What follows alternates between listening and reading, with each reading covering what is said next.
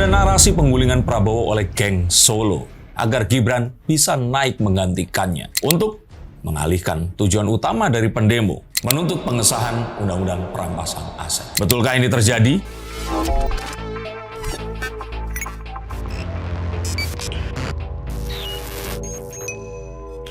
Halo saya Jikers, kembali berjumpa bersama saya Denny Darko. Tidak ada yang namanya misteri, yang ada adalah tanda-tanda yang kita semua coba untuk mengerti. Ada beberapa konten YouTube dalam channel YouTube yang mengarahkan bahwa ini semua demo ini adalah upaya geng Solo untuk menurunkan atau menggulingkan Prabowo agar Gibran bisa naik menggantikannya dan menutup tujuan utama dari masyarakat yang sudah marah dan muak atas jauhnya kesenjangan antara DPR yang mewakilinya dan kesejahteraan mereka sendiri. Apakah para pendemo akan percaya dengan narasi ini? Benar kok. Ini banyak narasi mengarah ke menggulingkan Pak Prabowo dari dalam kabinetnya sendiri. Hingga kemarin sempat juga beberapa kali kita bahas ya tentang ada beberapa menteri blunder. Terus habis ini beberapa DPR belakangan ini juga blunder dan pada akhirnya menimbulkan kemarahan masyarakat yang begitu besar atau begitu tinggi. Hingga ada juga dari salah satu komika, Mas Panji, bilang ya sebenarnya demo ini juga disebabkan oleh Pak Jokowi karena dari zaman Pak Jokowi yang memang tidak begitu sukses untuk mengatur keuangan Indonesia termasuk membangun IKN yang menjadi beban negara paling besar saat ini anggarannya hingga harus melakukan penghematan besar-besaran. Lantas menurut Mas Dendar kok benarkah ada penggulingan dari dalam ataupun ini memang implikasi dari Pak Jokowi yang kemarin menjabat dan tidak berhasil untuk menjaga ketahanan keuangan Indonesia itu sendiri? Saya prihatin sama Panji ya. Bukan prihatin karena dia masih mengadakan show cari duit saat orang lagi demo ya. Ini pendapat pribadi. Tapi lebih kepada kebenciannya ini sama seperti orang-orang yang membenci Pak Jokowi. Itu terus kemudian menganggap bahwa apapun yang dilakukannya ini jahat seperti itu. Tapi nggak apa-apa, itu silahkan karena kita di negara berdemokrasi dan itu hak semua orang. Dan saya di sini tidak ingin mempengaruhi mengajak siapapun. Mempercayai Jokowi atau tidak bukanlah agama dan nggak ada pahalanya juga saya mengajak orang-orang untuk percaya. Tapi kita harus tahu satu hal dulu yang pertama di sini. Pak Prabowo ini adalah presiden yang memang intentionally atau berniat untuk melakukan sebuah penyeberangan atau transisi dengan rekonsiliasi. Yang artinya beliau tidak ingin melakukan sebuah front atau permasalahan dengan penguasa yang sebelumnya. Beliau menginginkan sebuah transisi yang smooth dan netral. Maka untuk ini artinya Pak Prabowo harus memfasilitasi banyak orang agar bisa tercipta kondisi yang kondusif dan tenang. Nah, saat beliau melakukan ini tentu saja banyak hiccups, banyak hal-hal yang tidak diinginkan juga akan pasti terjadi karena memfasilitasi banyak kepentingan tidak semudah menciptakan sebuah kabinet dari orang-orang yang hanya dipilihnya. Makanya terjadi hal-hal yang tidak diinginkan kemarin itu bahkan dilakukan oleh seseorang yang mengaku orang dalam dari Pak Prabowo, Noel Ebenezer. Tapi Pak Prabowo menunjukkan apa yang dijanjikannya dengan tidak omong-omong. He is a man of his words. Dia walk the talk. Dia penjarakan orang itu. Dan dia juga lepaskan orang-orang yang tidak bersalah. Dan mengampuni orang yang bersalah. Tapi ini berasal dari partai yang membersamainya juga dahulu. Ini artinya Pak Prabowo dalam kondisi transisinya pun ini tetap melakukan semua hal seperti janjinya. Dan akhirnya terjadi hal-hal yang tidak diinginkan yang membuat masyarakat ini menganggap Pak Prabowo ini adalah seorang presiden yang gampang dibodohi oleh para kabinetnya. Ini sesuatu yang keliru. Apalagi jika mengira bahwa pajak ini diinginkan oleh Bu Sri Mulyani karena disuruh oleh Jokowi dan Pak Prabowo di sini sebenarnya tidak menginginkan. Ini sebuah pola pikir yang sesat dan bodoh. Atau kalau mungkin Syahroni mengambil kata Syahroni ya tolol seperti itu. Artinya apakah kita menganggap Pak Prabowo ini seorang tua, kakek-kakek yang mudah dibohongi, terus Bu Sri Mulyani bisa mendraft sebuah kenaikan pajak tanpa disetujui oleh Pak Prabowo? Tentu saja ini tidak. Apapun yang dilakukan itu bukanlah preferensi dari Bu Sri Mulyani, pun juga bukan preferensi dari seorang Prabowo Subianto. Ini adalah sebuah upaya untuk menyelamatkan negeri ini. Tapi jika di perjalanannya masyarakat tidak puas, ya masyarakat berhak untuk menyampaikannya. Maka demo kemarin yang terjadi, ini bukanlah karena ketidakgapean pemerintah, tapi kegagalan dari anggota DPR untuk menyampaikan protes dari masyarakat terhadap apapun yang selama ini sedang dirancang. Tapi kalau misalkan berbicara tentang, tadi belum ada poin ya, berbicara tentang apa yang membuat ada garansi bahwasanya memang geng Solo ini tidak mencoba untuk mendobrak pemerintahan Pak Prabowo dari dalam pemerintahan itu sendiri gitu. Ya karena tuduhannya ini tidak bisa dibuktikan. Kalau memang tuduhan ini bisa dibuktikan, ya buktikan bahwa ini semua datang dari geng Solo. Jangan terus ditanya sebaliknya seperti tadi. Poinnya adalah, lah terus apa buktinya geng Solo tidak terlibat? Lah yang nuduh terlibat ini harus buktikan kalau geng Solo terlibat. Sekarang apakah ada? Apakah ada sebuah upaya untuk melakukan itu selain framing-framing bodoh? Seperti misalkan Gibran mengajak ketemu beberapa orang yang berpakaian ojol, lalu mengatakan Gibran mencari muka agar bisa terselamatkan dari kondisi ini. Nggak masuk akal. Saat Gibran tidak hadir saat Pak Prabowo mengumumkan keprihatinannya bersama Bu Mega dan ketua umum partai yang lain, channel seperti Siwar TV ini membuat make fun of it dan mengatakan Gibran sama Kaisang nggak diajak. Saat terus kemudian Gibran bertemu melakukan sebuah inisiatif sebagai seorang wakil presiden ditunjuk sebagai sebuah upaya untuk melakukan makar. Jadi kan kita bertanya di sini, orang ini maunya apa? Orang-orang yang menuduh geng Solo itu ada di balik ini semua. Apakah memang ini berhak untuk dialamatkan terus-menerus? Hanya karena kemarin Pak Jokowi melakukan sebuah akrobat penyelamatan dengan memasukkan Gibran sebagai wakil dari Pak Prabowo dan terus kemudian menang. Sehingga semua yang dilakukannya ini mendadak menjadi penuh lumpur dan dosa. Lantas tapi kalau misalkan dari salah satu yang sering kita jumpai juga channel favorit saya, Bung Rocky Gerung.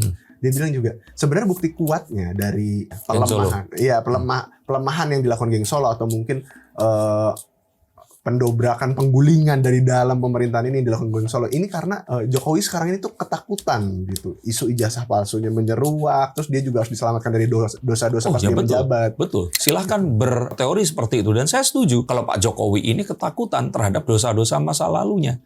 Nah, makanya dia memiliki sebuah alibi untuk melakukan itu. Tapi buktikan di titik mana dia itu melakukan ini. Dan itu tidak ada sebuah bukti satupun yang secara fisik ini mengarah ke geng Solo. Nanti terus kemudian ditarik lagi. Ya karena buktinya dihapuskan oleh Pak Listio yang juga anggota dari geng Solo. Ini kan jadi absurd gitu. Menuduh sesuatu tapi tidak mempunyai satu basis penuduhannya ini tadi. Tidak ada bukti bahwa mereka ini terlibat secara langsung atau menyuruh orang lain untuk melakukan ini. Bahkan kita mencurigai sesuatu pola yang lainnya. Mengapa para pembenci Jokowi ini tadi itu tampak diam dan tidak membahas saat masyarakat menuntut tentang undang-undang perampasan aset. Ini kan malah menjadi sebuah pola yang dipertanyakan. Mengapa seperti itu? Dan mengapa Pak Jokowi hingga akhir pemerintahnya berusaha untuk menggugurkan ini tapi tidak kunjung segera diberikan untuk diteken. Dan selalu banyak alasan muncul silih berganti hingga undang-undang perampasan aset ini tidak bisa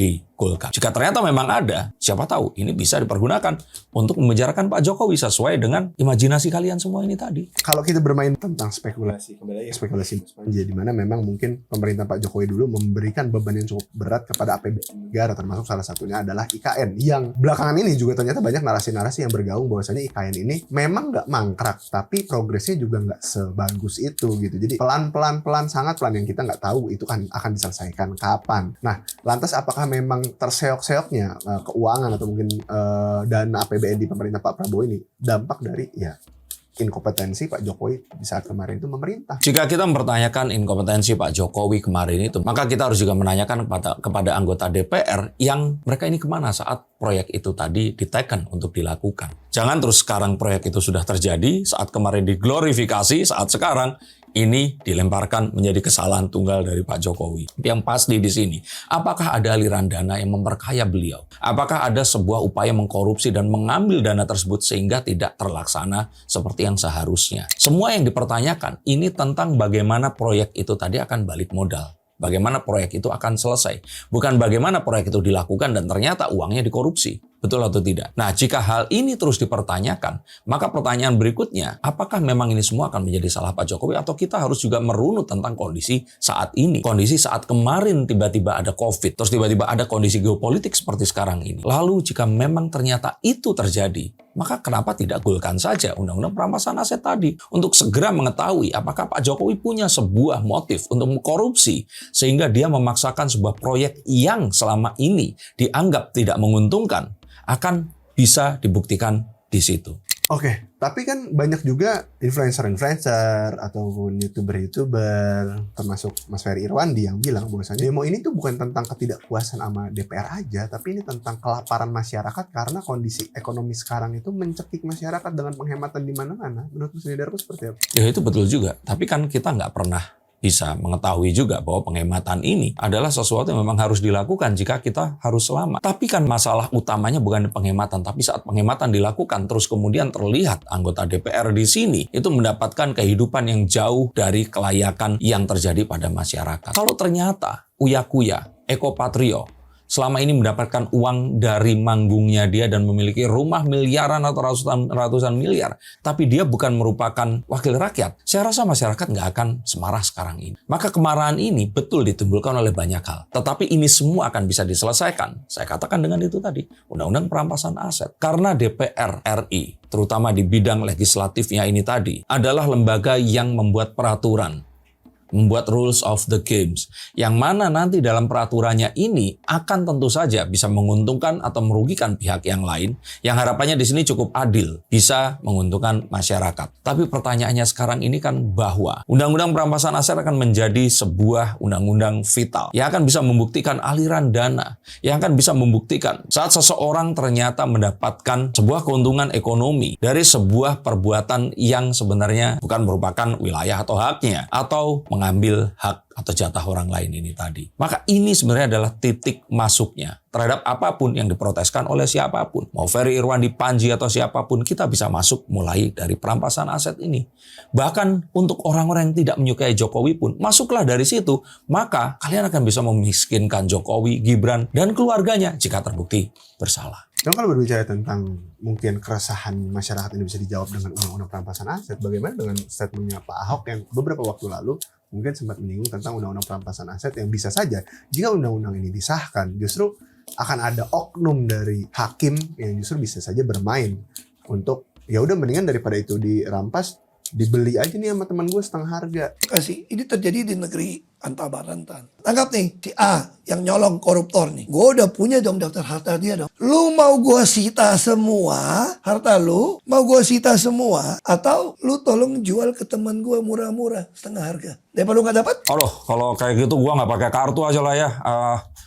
Ini kan Ahok kan udah jadi PDIP ya. Jadi gimana yang ngomongnya ya?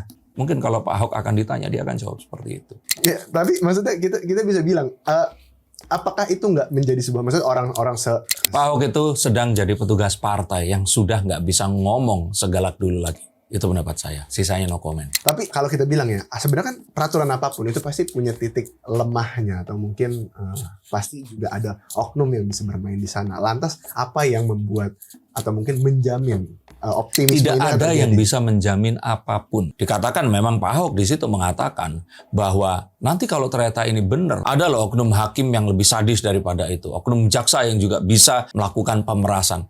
Tapi nggak usah ngomongin perampasan aset. Dari dulu juga oknum hakim, jaksa, oknum polisi itu memang memeras dan mereka kejam. Makanya dengan perampasan aset ini bahkan mereka pun, oknum hakim, oknum polisi, dan oknum kejaksaan ini bisa diperiksa. Maka apa yang harus ditakutkan? Mengapa ini dibilang ayam dan telur? Lakukan saja. Karena jika ini terjadi, maka kita akan bisa melakukan satu hal yang akan membuat orang ketakutan sehingga hal itu tidak akan mungkin dilakukan lagi. Sama seperti orang Indonesia, perokok berat sekalipun saat dia pergi ke Singapura, dia menjadi seorang yang nggak merokok. Ini sesuatu yang akan merubah manusia hingga bahkan kepada dasarnya dengan sebuah ketakutan. Mereka akan terancam sebuah hukuman yang akan membuat mereka ini miskin jika mereka melakukannya. Bahkan apa kabar dengan hukuman mati? Maka yang terjadi nanti, ini Ahok juga membahas di situ. Hukuman mati ini dipertanyakan juga. Ya lakukan kayak Cina aja. Saat seorang menjabat atau menjadi seorang pejabat, mereka harus siap. Tidak hanya di penjara, tapi juga dihukum mati. Dengan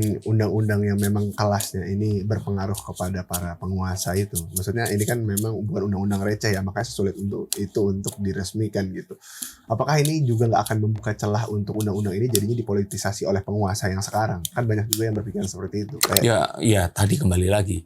Tidak hanya undang-undang perampasan aset, semua undang-undang berpotensi dipolitisasi dan dikriminalisasikan ke seseorang oleh pemerintah yang sekarang. Lalu apa bedanya? Sahkan aja. Lalu apa bedanya dengan undang-undang misalkan nanti bikin undang-undang tentang judol, undang-undang tentang tipikor, atau tentang TPPU, lakukan saja. Transaksi-transaksi saya yakin pasti akan ada, tapi itu akan kita minimalisir. Bahkan dengan adanya medsos sekarang ini, kita akan mencoba untuk melakukan tangkap tangan versi medsos. Ini sesuatu yang harus dilakukan dan jangan jadikan ketakutan menjadi biang untuk menghalangi kita melakukan satu tindakan yang positif. Lantas, apakah memang dengan ketidakpuasan masyarakat, kecewaan masyarakat kepada beberapa kejadian beberapa waktu lalu, termasuk anggota DPR joget-joget dan perkataan beberapa anggota DPR yang rada sembrono ya agaknya. Apakah ini juga menjadi titik balik di mana mungkin ya ada beberapa orang yang berniat baik dan memanfaatkan kondisi ini untuk menjadi momentum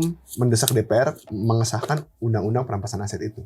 Seorang politisi itu harus bisa memanfaatkan situasi apapun, bahkan situasi yang terburuk sekalipun dalam sebuah kondisi setragedi apapun. Syaratnya cuma satu, jangan sampai ketahuan motifnya memang mengutilisasi atau memanfaatkan hal itu tadi. Selebihnya no comment.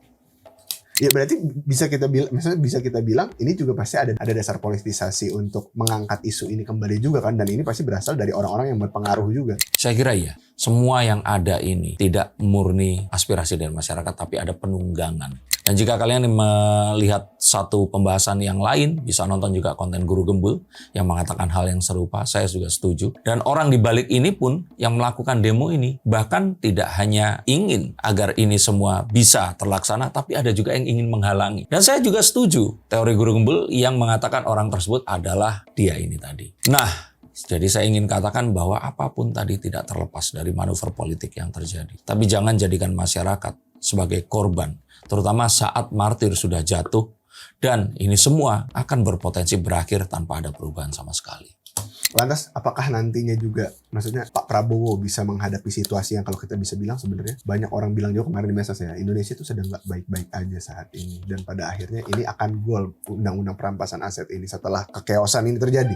Kalau saya jadi manajernya Pak Prabowo, ini malah sebuah kondisi yang menguntungkan. Di sini kepemimpinan beliau, kecakapan beliau, dan ketegasan beliau ini harus dibuktikan. Jika beliau melewati ini, maka 2 periode itu sudah pasti. Tapi jika beliau gagal, maka 1 periode saja. Ini orang-orang pasti akan sangat-sangat menyesalkan. Maka jenderal yang sesungguhnya akan terbentuk dari perang yang memang terjadi. Dan peperangan mengatasi sebuah kerusuhan dan memimpin sebuah pasukan untuk menertibkan satu kondisi yang kritis biasanya akan menjadikan seorang perwira, polisi atau tentara akan naik pangkat. Maka seperti yang saya katakan, 2 periode akan langsung sah. Oke, gas pasti akan terjadi. Dan saya yakin ini semua akan terjadi. Terima kasih, sampai jumpa dan salam.